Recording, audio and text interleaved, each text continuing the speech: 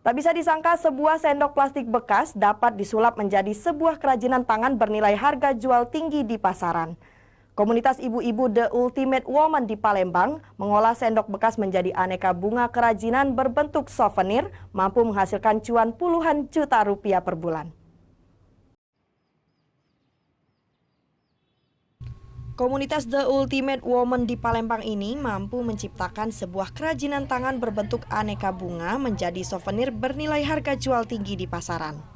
Pembuatan souvenir kerajinan tangan ini telah dilakukan komunitas ini sejak 2 tahun silam.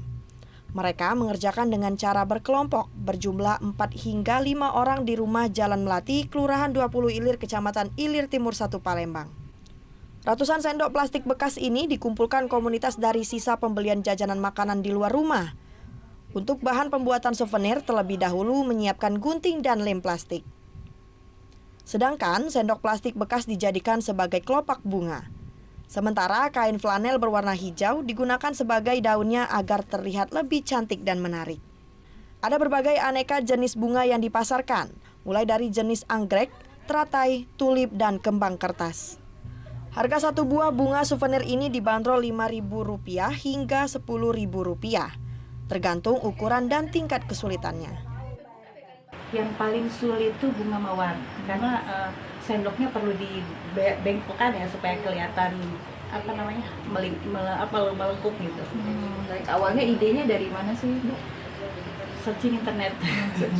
Usaha kecil yang dibentuk komunitas ini mendapat dukungan dan bantuan langsung dari Dinas Perindustrian Sumatera Selatan. Jadi kami dari Dinas Perindustrian Sumatera Selatan itu kami memfasilitasi dari mulai pendaftaran HKIBR, dari nomor izin usaha PSS-nya, kalau untuk pangan itu sampai dengan perizinan IRT, halal, itu semua kita fasilitasi ya. Dalam waktu 20 menit saja, komunitas ini mampu memproduksi 30 hingga 50 buah souvenir dari sendok plastik bekas.